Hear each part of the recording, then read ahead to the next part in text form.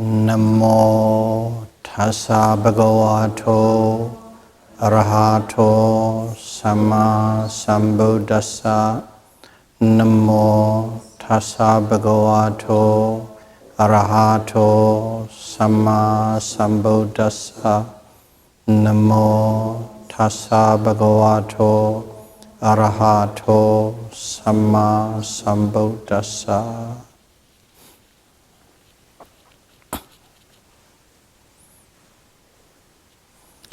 Series A, Dhamma talk number 51.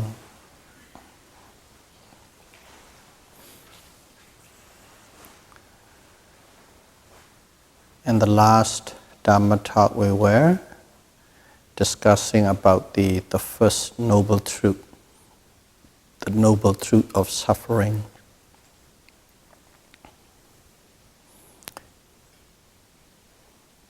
In there, the first time Buddha talked about this discourse on his first sermon, Dhammacakkappavattana, okay, the turning of the wheel of Dhamma. And there the Buddha said, birth is suffering, aging and decay is suffering, and death is suffering. And also, to associate or living with people that you don't like and love is suffering.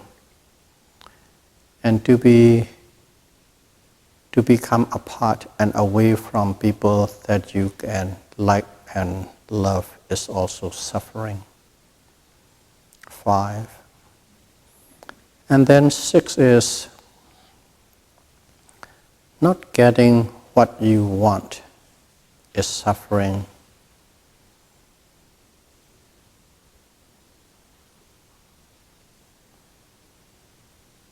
And the 6 is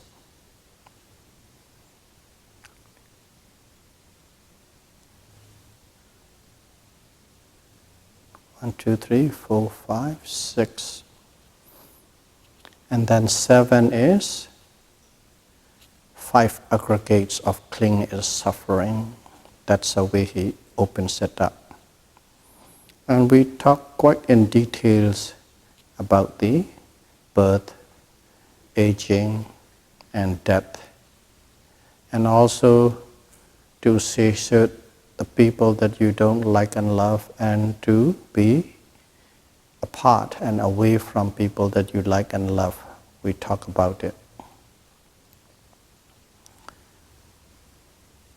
And the 6th one, not getting what you want is suffering. That one is, you can look in 2 parts. One part is something that is very obvious and everybody knows about it, experience about it. To give an example is, the most obvious one is, let's take a child. So that becomes very obvious and pronounced.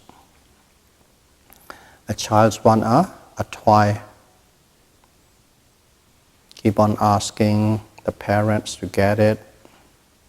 But for any reason or some reason, the parents cannot deliver the toy to the child.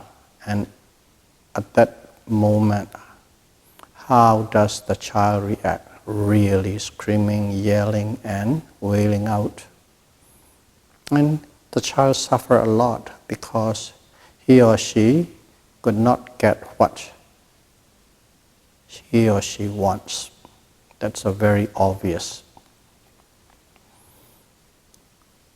And also adults too, there are many things, but adults are a little bit of more intelligence and a little bit of more pretending not to affect them. Because of that, it is not as obvious as a child. But still, it affects a lot. Not getting what you want is suffering. That's the obvious one. But what Buddha really means in that is, let's see, we don't want to get sick. We don't want to have disease, especially the terminal one and serious one. But we still get it. We want not to have any form of illness or disease. But still we are contracted by it. There's nothing you can do. And also, we want not to get old. Okay? Get gray, vision becomes blur, hearing loss, tooth falls off. We want not to have these happen to us, but still it happens. And then we want not to die, but still everybody's final moment is death. Those are the things we don't want it, but still it happens. That is where the point is. Not getting what you want is suffering. So in here we use the word suffering, suffering, suffering. The original word is called dukkha. Okay? The most popular translation is the word suffering. Yeah, the meaning of the suffering is under dukkha. And also some people translate as unsatisfactoriness. There's a lot of condition and stages and situation that are totally unsatisfactory. That is how they translate the word to unsatisfactoriness. Yes, that meaning is also under dukkha. And fairly recently, some people start to translate dukkha as stressed. Stress is also under the term of dukkha. So there is no equivalent term in English to present the word dukkha. Stress is dukkha, unsatisfactoriness is dukkha, suffering is dukkha. All of these are under the terms of dukkha. But when you look at the whole thing discussed in detail, you know what kind of things encompass under the word or the meaning of dukkha. Birth, aging, death. Associating with one you don't love, not to associate with one that you don't love. Not getting what you want. These are all suffering. And also the seventh one is 5 aggregates of clinging is suffering. And we talk quite in detail about what that 5 aggregates of clinging on the last week. We already covered it. But just the defining what this 5 aggregates is. So based on that 5 aggregates, everything in this universe that you can define, everything what is happening, physical or mental, everything is suffering. Okay? Hate is suffering. Love is suffering. Okay? Anger is suffering, happiness is suffering, sorrow is suffering, joy is suffering. That one is quite difficult to accept for us. So in here we need to understand types of dukkha. Once you understand the types of dukkha, all types of suffering, then we can see a little more clearly. The obvious one, birth, we agree. Decay, we agree. Death, we agree. And also associating with people that you don't like, we agree. Associating or depart or away from people that you love, loved ones, is also suffering, we agree. Not getting what we want is also obvious, we agree. These are the very obvious ones. So as it is very obvious, we all agree and nothing to dispute about it. And why? Why does Buddha taught us or put it in his sermon discourses, these obvious ones as dukkha? We don't need Buddha to tell us this is dukkha. So we need to understand why Buddha put it in. So let's try and expand our understanding about it. First and foremost, look at Buddha's own experience. While he was a prince, up to the age of 29, his father, knowing that when he grew up, could become one or the other. One is the monarch of the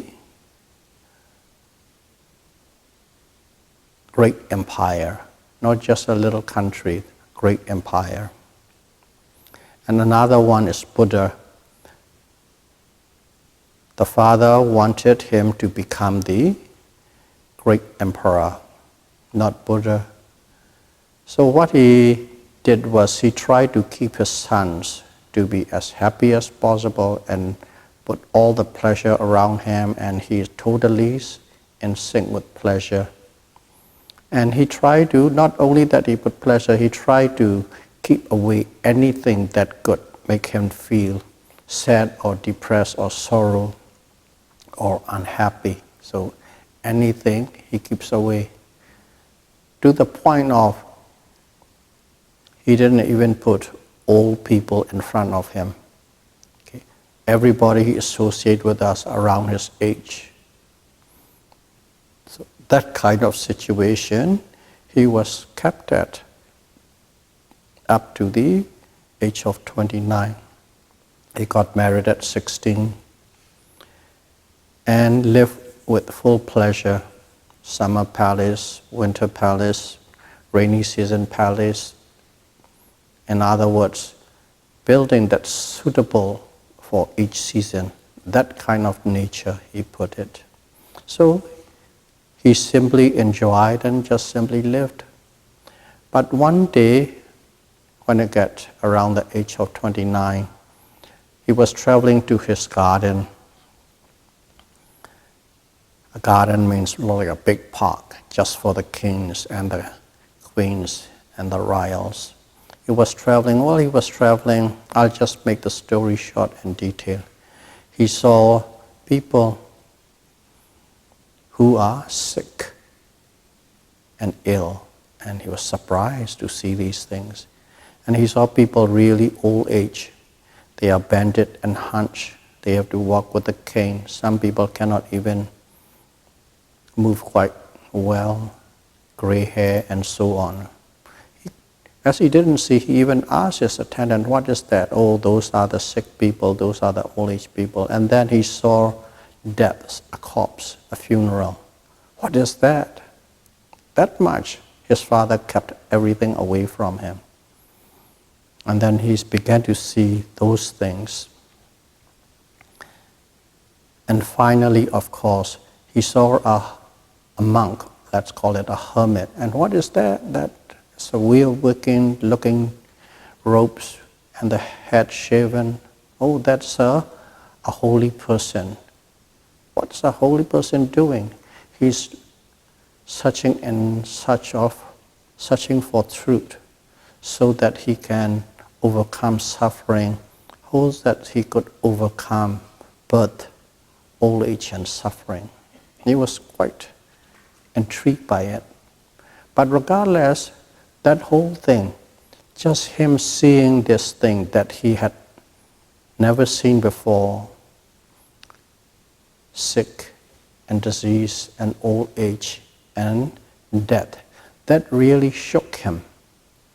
And then he started to think about things, contemplate about things, And suddenly he saw the life. Is everybody go through that? Yes, everybody go through that. Your father will go through this. Eventually you will go through that. So he was really shocked, and he didn't want to go through that stages. That's what happened. So even though these are the obvious suffering, it has impact. Okay. Not only that, if we look at our life, let's reflect upon life. Of course, we just live our life on and on, day after day, year after year. But there are some times it greatly affects us due to a sickness or disease, to yourself or to the one around you, to the loved one or to friends. Suddenly cancer strike or heart attack and so on. When those things happen to you and to the people that are close to you, it really shook you. And you began to see life with a different light, different perspective. And the same thing, okay, especially young kids, children, teenagers, and even young people, some young people around 20s. When they see really old people, they just associate it with friends around the age. Once in a while they see really old people, 80, 90, all wrinkled, and then bent over. The kids say, yucky, it's ugly. Especially children, they just say as it is. It's very ugly. Old people, very ugly. That kind of a thing. So in other words, when sometime you see these kind of things, it shooks you and you start looking at life with a different perspective. And also death, especially the people that are close to you. When it happens, it shook you and you start looking life with a different light. So in other words, these kind of decay, old age and death, it's a trigger point. It really gives you a trigger point in life. Having people with great serious or terminal disease. At that time you change. It's called a sense of urgency. In Pali it's called samvega. You have that. So even though it is the very obvious suffering that even though everybody knows, at a certain stage, a certain condition, a certain time, when it struck to you, especially that you can relate very closely, it really shook you and you began to look at life with a different light, different perspective. In other words, a sense of urgency arises in you. That's a fact. Sometimes some people have their life, the whole life lucky, but once in a while something very, very stressful situation arises. And at that time, the way you look at life changes. And the way you approach life changes, and you start even looking for something other than, different from what you are doing and what you are living. That kind of things, that kind of effects can bring about a person with old age, disease, sickness, and death. And also life-changing, very stressful, okay? Not just normal, average. Extremely stressful situation can change your perspective of life. I believe that's why Buddha put it in there, because it is the trigger point in some of the people's life to change the perspective and to change the way they live. And they start searching for something. So even though it is a very obvious suffering, they call it a dukkha, suffering of the suffering. Okay. Why did Buddha put? And I believe it is for that reason.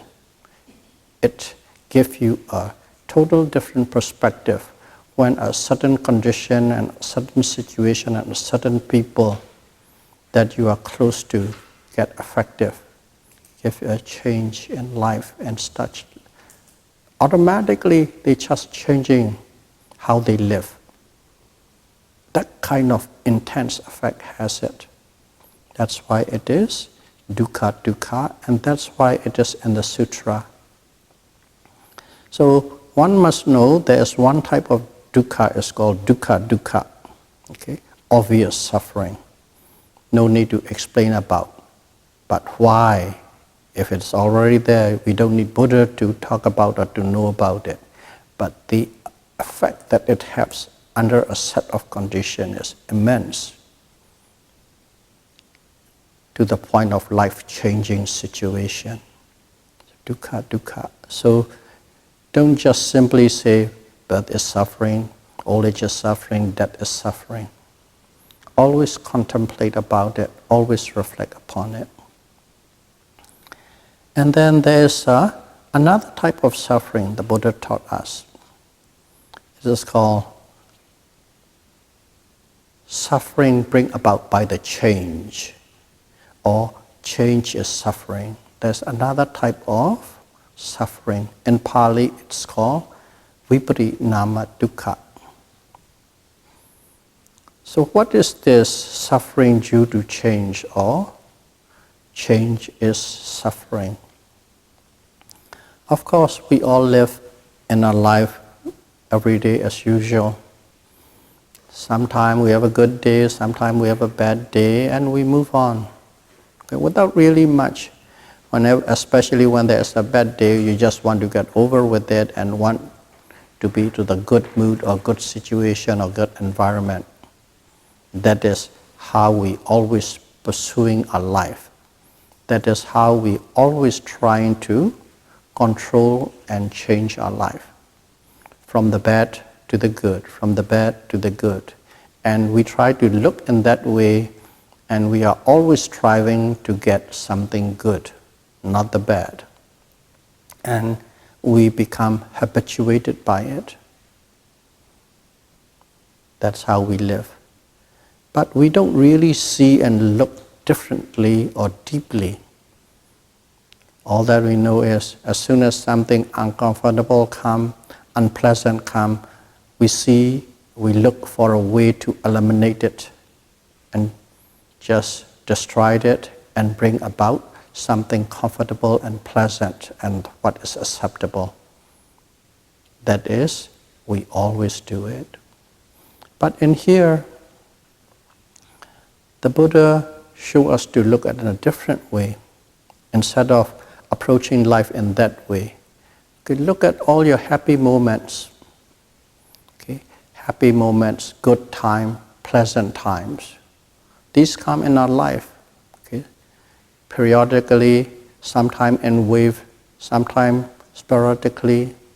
It's different from one to the other based on the karma that they have accumulated. These happy moments come. Just pick up one moment that you have on your own personal experience, a happy moment, and see how long does it last. Okay. Even something that is great. Let's say if you are working, let's say you got a big promotion. When you got a big promotion, oh, happy. And then might even go out in the evening for a drink and celebrate it, go out for dinner. How many days are you happy about it? Or how many hours are you in the state of happiness about it? It comes and gone. Okay, we think that happiness is there forever. But happiness moments are there, but they are very fleeting. Okay. Whatever, you have a child, or you have a grandchildren, or long lost friends, you just bump into the road, and so on and so on. So many things you can imagine yourself, what kind of things makes you excited and joyful and happy. And see how long does it last. Not long, it's just gone. They come and it's very fleeting. And once it is gone, you come back to the old grind. Okay? There's no more happiness. You just see normal. But if you try to compare with the moment of happiness, the state of happiness, that is not quite desirable. And sometimes, not only that what we call average moment, it becomes the stressful moment, depressed moment. Okay? Sad moments come in. These are always just around the corner. So that is what it means by change. Suffering bring about by change. These mental states, mental moments, what we consider happy, joyful, pleasant, they are still always momentary. They come and gone, they come and gone, they come and gone. We reminisce about it and we try to hold on about it. But we can't. And everything changes into the states of stressful nature. Even in a good day, you're talking something, and suddenly there's a disagreement coming and you argue and you got angry. That's gone. So Buddha shows us to look from that point. All these happy moments, good moments, things like that, they come and they are fleeting and they are gone. And whenever that change comes in, that is a state of suffering. That's a state of unsatisfactoriness. That's you are in a state of stress. Business good for a month. Next month business is really slow. Unless we can put example about it. That is called viparinama dukkha, state of change. And also how fast it changes. Sometimes it is on a nanosecond it changes. Let's say you are all having a gathering with the friends and stuff like that. Have a dinner and talking about it and laughing and joking. And then there's a phone ring. You pick it up. And then the news is, let's say, one of the person who you are very close, who you love, passed away or got into the hospital or car accident and then ambulance and gone to the hospital. Suddenly the fear strikes. It doesn't even last 1 second. From that happy, joyful moment, drastically change into the stressful, worrying, full of anxiety moment. They can change on a dime, in a fraction of a second. That is vipassana dukkha. That is change due to the condition of change. That condition of change is suffering. That's the second type of suffering the Buddha showed us. So we already have 2 types now. And then the third one. The third one is not obvious and definable, easily pinnable like the first 2. Okay, the first one is really easy. The second one is you have to change your perspective, how you approach, and have a little bit of a reflection and put a little bit of a philosophy into it. But still it is obvious, it affects you. Okay? The sensation of pleasant sensations and unpleasant sensations are very obvious. That's the second type of dukkha. And then the third type of dukkha is called Sankhara dukkha. Sankhara dukkha is something it is not obvious. Something that is not obvious. Not only that not obvious, even if you look into it in a normal state of intelligence, you won't be able to figure it out. And even if you know philosophically and by through definition what this dukkha, this suffering is, you'll say, oh yeah, it makes sense, but it doesn't affect you at all. Doesn't affect you at all. That is called Sankhara dukkha. Okay? Can go a long way to explain what Sankhara dukkha is, but let's go right to the point. Right to the point is, to define it, what that Sankhara dukkha is. It is everything that is arising and passing away is suffering. Everything that becomes and ceased is suffering. That's what Sankhara dukkha is. Everything that arises and passes away is suffering. That becomes and ceases to exist is suffering. In other words, anything that arises and passes away, in one word, it is impermanence. It comes and it goes. That is suffering. Yeah, if you look at it philosophically or even intellectually, it's very easy. We are born and finally we die. A big spectrum. 80, 90, 100 years. Oh yeah, it makes sense. That's good. That much we can see, quite accepted.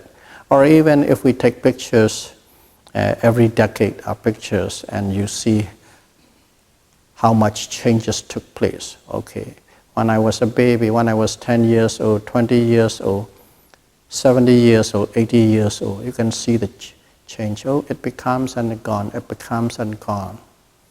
Okay, oh, it is impermanent. You can see all the pictures. Look at it.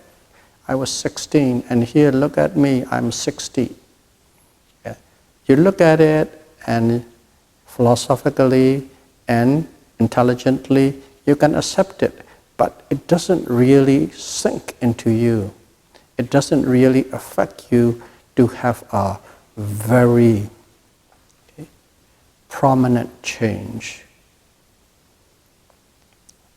That's everybody like this. It's okay. That's the way we go. What can we do? And then what happened? You live on as you always do. Nothing really changes. That's Sankhara dukkha. You cannot really see it.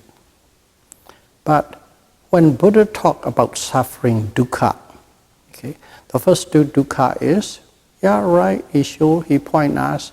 It also is useful as a trigger point, and so on and so forth. But what he really means that life is suffering, existence is suffering. He means the third one, Sankhara dukkha. Anything that arises and passes away is dukkha. That is where it comes in. And if you truly understand that, not just intellectual understanding, not just philosophical understanding, if you truly understand that, only then you can say you understand the first noble truth, the noble truth of suffering. You truly understand what suffering, dukkha, means. And when you understand the third type of dukkha, you truly understand it. Again, not intellectually, not logically, not with reason and rhyme and philosophy, nothing. And how then? How do we understand that? That to understand really, it's experiential understanding.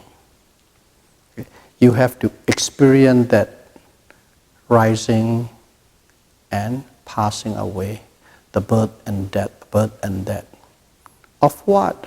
Okay, we know we born and we die after 60, 70, 100 years. Not that.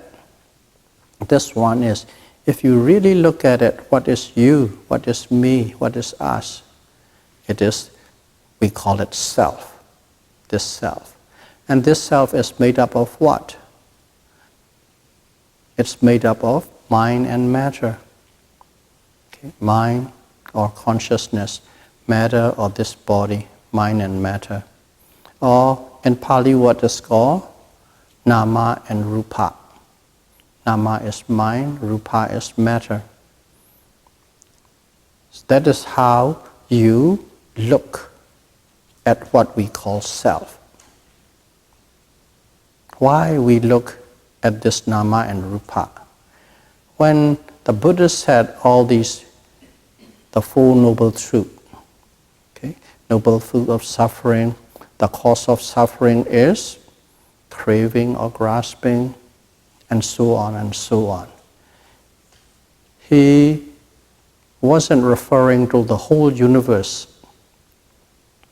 He was referring to the living beings. Okay? Referring to the living beings. That noble truth is for the living beings, not the mountains, not the ocean, not the sky. But regardless, the mountain, the ocean, the sky, they also arises and passed away. But you cannot call that as a suffering. You can call that suffering when you know and when you experience. The mountain, the sky, the ocean does not have consciousness. Consciousness is the one that knows. The mind is the one that knows and that feels. These physical material, mountain, the earth, the sun, the universe, the material world does not have consciousness or the mind. As they don't have that, you cannot call that suffering. Suffering must be understood, experienced. So this suffering is totally for the living beings. And as we are humans, we focus and we discuss on the human realm, of course. But it also applies to every living realms, the same thing. So that is something we should be note at. It is for the living beings. So here we are a combination of mind and matter. And this mind and matter, even intellectually we know, especially the matter. The matter, scientifically we can call it atom or proton, neutron, electron. Okay, it's called subatomic particles. And nowadays it's even go finer and finer and finer. And when we are scientifically investigating, they know that these things are arising and passing away very, very quickly. Scientifically, they can even prove up to the point of 10 million of a second, matter arises, and in 10 million of a second, the matter just disappears. That is the lifespan of matter. That is a science that's proved it. But over 2,500 years ago, the Buddha, through his own practice, declared that the lifespan of a matter is more than 1 billion of a second. Okay? We are still far, far away to that time. A matter arises, within 1 billion of a second, it just disappears. That much. And in that place, of course, another matter arises and disappears. Another matter arises and disappears. Let's say in one spot a matter arises and disappears.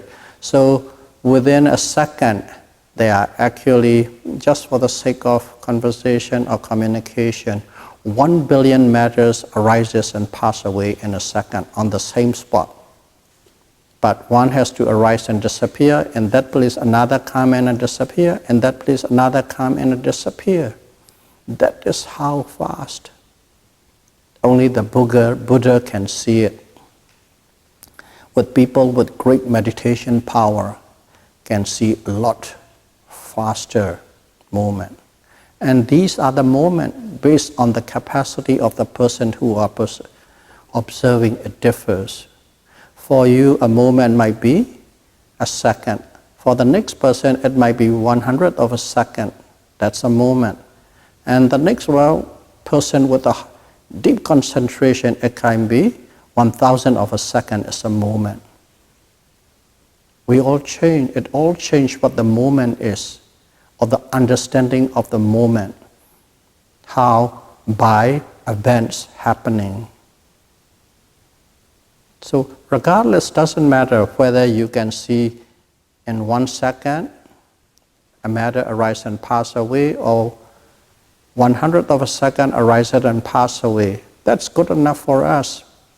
Even if you can see about 1/100th of a second, that means in 1 second you have experienced 100 times a matter arises and passes away. To be able to see that, you must have a great concentration power. To be able to see that, to be able to experience that. Before we understand intellectually, before we believe and we accept, because science has proved up so much. Science is our modern religion. We believe. But that belief, that acceptance doesn't really change anything for you. But when you personally experience this, that the matters or rupa are arising and passing in such a great speed, in one observation, two observation, it shook you. It totally changed your perspective about life. Just like the dukkha. When your loved one dies, children or parents die, it suddenly shook you and it changed your perspective. At least it gives you onto the path to search for something, to do something. We all approach different ways, do different things. Just like that, when you begin to experience, when the matters are arising and passing away in one observation, 20 times, 30 times, 40, 50 times, you can't even count. Beyond about 10, you can't count, but you can sense it, you can feel it. In that one observation, which is a fraction of a second, you can feel, you can sense about 30, 40, 50 materials arises and passed away. When you experience that, it totally changed the way you look at life. It totally changed the way you look at yourself. In other words, the view, the perspective of looking what self is changed. That is, we are only talking about rupa. And that one, we can get it from what? Mindfulness of the body. We are observing, okay, just for the operational purpose to practice. We observe rising movement, falling movement of the abdomen. We observe the stiffness and tension of sitting, standing, or pressure of touching, okay, lifting, pushing, dropping, and so on, bending, stretching. Why do we observe those things? The goal, the immediate goal is so that we can see that these arises and pass away at a great speed. And before you know that it passed away at a great speed, what happened? You cling onto this. It's me, it's my body, it's my hand, it's my skin, my teeth, my eye. We hold on, we solidified it. As we hold on to this body and the form, we solidify the concept of self. And that's how self becomes. That's how I becomes. That's how ego is built. But when you see these are breaking down at such a great speed, you simply understand without even thinking, there is nothing you can hold on. There is nothing permanent. Everything is disappearing, dissolving at a great speed. And when you experience that, previously the idea, the concept of holding on to this beautiful body starting to dissipate and dissipate and dissipate. It weakens first, and then eventually you don't hold on. You simply notice it's a process. Everything come and go. And as we don't understand the true process and the true phenomenon, we have a wrong view about it, and we identified it as a self, a being, a person, an individual. And we are only talking about half aspect of self, only rupa. The same thing when we are observing nama, the mind. Okay? The mind, according to the Buddha. Let's say if a matter arises and passes away in 1 billion of a second, the mind arises and passes away in 17 billion of a second. Their lifespan is 17 times shorter than the lifespan of matter, according to the Buddha. So the mind even passes away 17 times faster than the matter. And here, even in the matter, we cannot really fathom or really count, but we know, we feel, we sense. So when the mind comes, you observe what it is. First and foremost is the knowing conscious, and also all the mental associates, mental factors. They come and go, come and go, come and go. You observe the anger, you observe happiness, you observe the joy. And slowly, you understand how fast they are changing, how fast the happiness can change into sadness, how fast the joy can change into anger as you are observing them, how fast they disappear. That's it. We observed, we use mindfulness as a tool, but not just ordinary mindfulness, but superior mindfulness, correct mindfulness. That's important. Nowadays we use the word mindfulness, especially in the West, very loosely.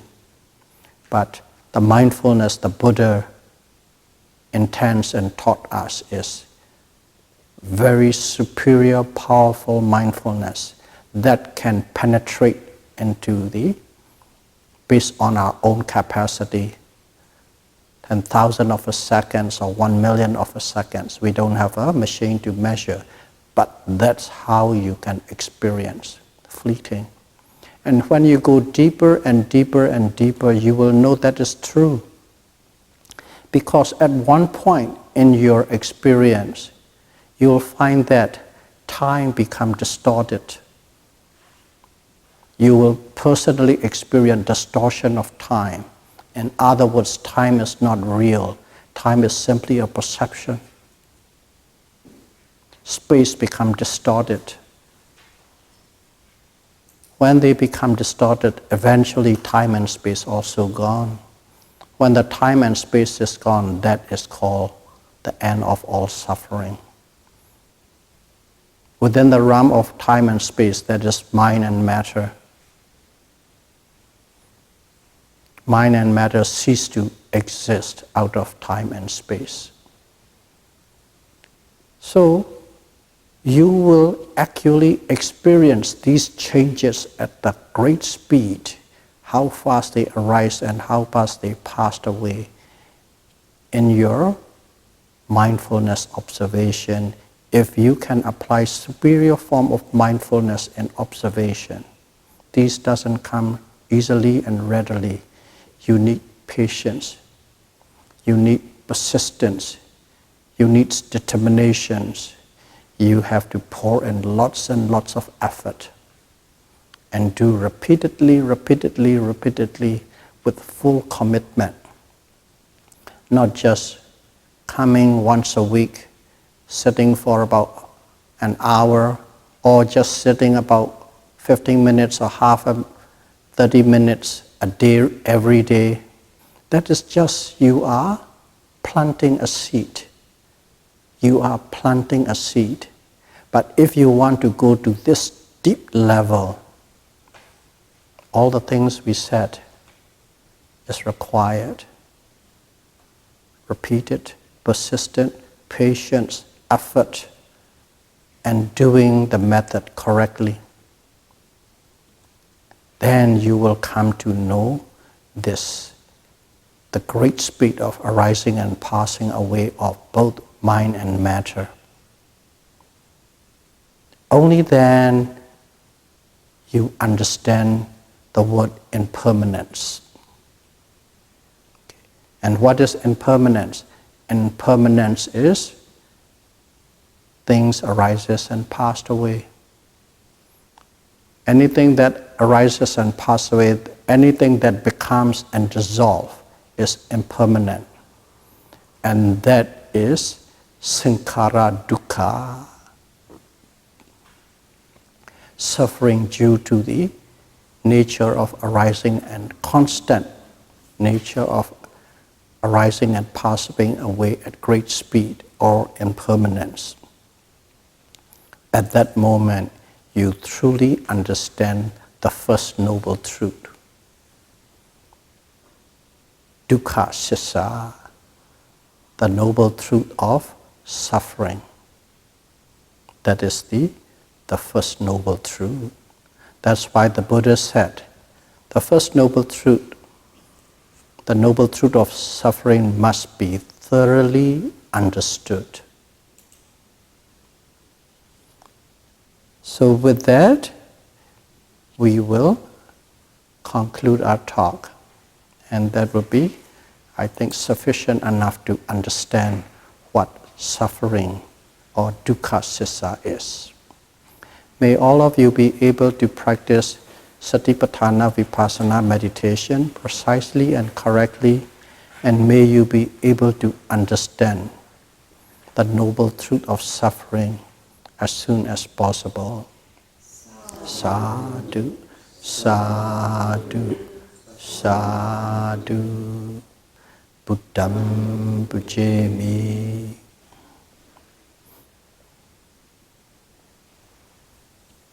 Dhammam bhujami.